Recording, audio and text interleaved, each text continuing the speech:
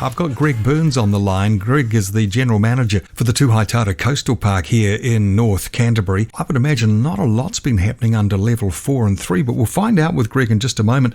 Welcome to the program here at Compass, Greg. Yeah, kia ora, John. Thanks for the opportunity to come on today, and kia ora to the people of North Canterbury. It's great to have you on board, Greg. Been a frustrating time over the last few weeks for you, I'm sure, but just before we go anywhere, just in case there are people new to the area and they don't know anything about the Tuahitara Coastal Park, just give us a bit of an overview, Greg. Yes, certainly. Well, Tuahitara Coastal Park runs from the mouth of the Waimakariri along the coastline to the mouth of the Eshu Rakahuri at Waikuku Beach.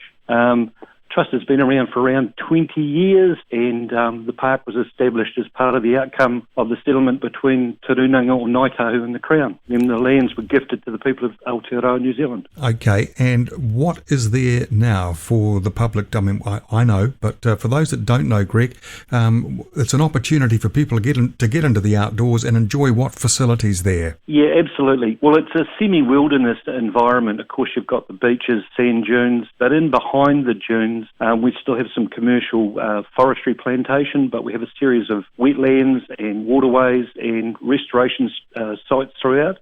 Huge network of trails for walking, horses, cycling, and then of course they link into that wider Waimakariri district sort of cycling, walking network. Yep. So all activities like, there's outdoor type things, a lot of bird watching at the moment actually. There's plenty of stuff out there to see.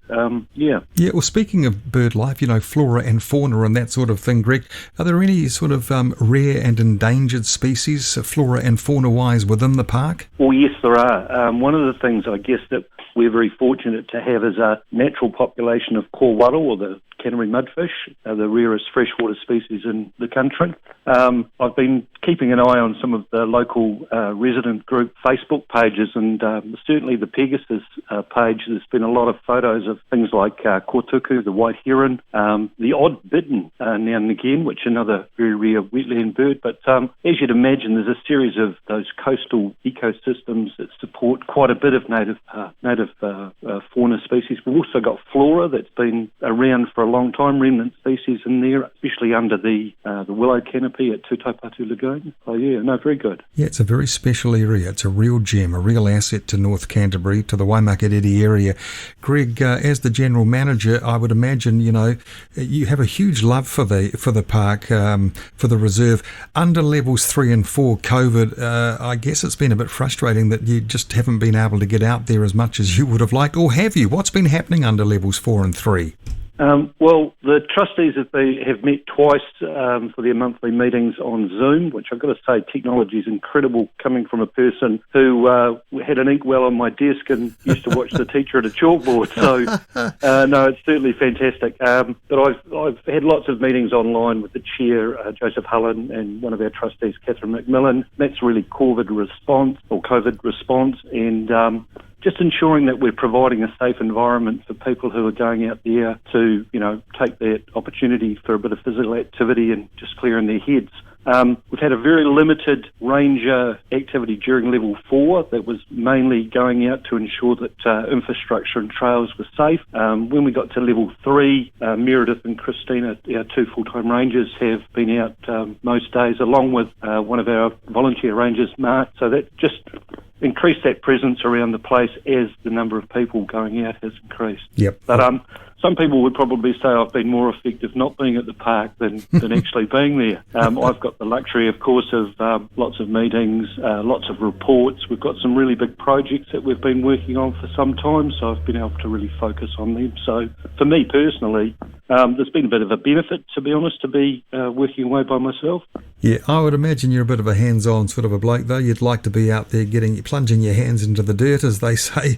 But Greg, level 2's on the way now, and what will that mean for the Tuahitara Coastal Park? Well, for us, it'll mean that there'll be an increase in the ranger activities out there, so a bit more sort of present for people to see us. And some of that maintenance that hasn't occurred for the last, 6 or 8 weeks, we'll be starting to get into that. The local contractor, Delta, has already started mowing some of the areas like Woodian Beach Domain. We have a Pāharakiki just off Woodian Beach Road, and some of the areas around the Kaiteriteri Ridge and Kohanga Wetlands in Pegasus Town. So we'll be following up with a bit of brush cutting, trail maintenance, and then of course we've got some bigger projects that we would have hoped to have got into by now, which we're just sort of trying to timetable in, and they include upgrading the trail from Woodian Beach Road north for about 500 metres towards the lagoon, and also 7,000 native trees put in. So it's another sort of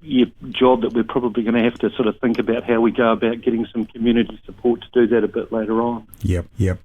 Sounds fantastic, Greg. Is there there's some beautiful Maori place names in there that you mentioned. Is there much in the way of Maori history in the area in terms of, habitation? Well, the reason we exist is simply because of the cultural significance.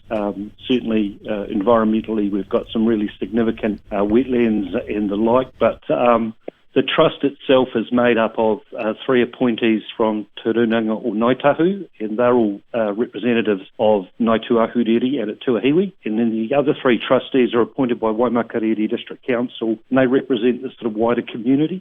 But certainly culturally, that's the main reason we exist. Oh, fantastic, Greg. Thanks for your time this afternoon. I know you'll be thrilled with level 2 on the way. And Greg Byrnes, everybody, the general manager of this amazing asset that we have here in the Waimakariri, the Tuahitara Coastal Park.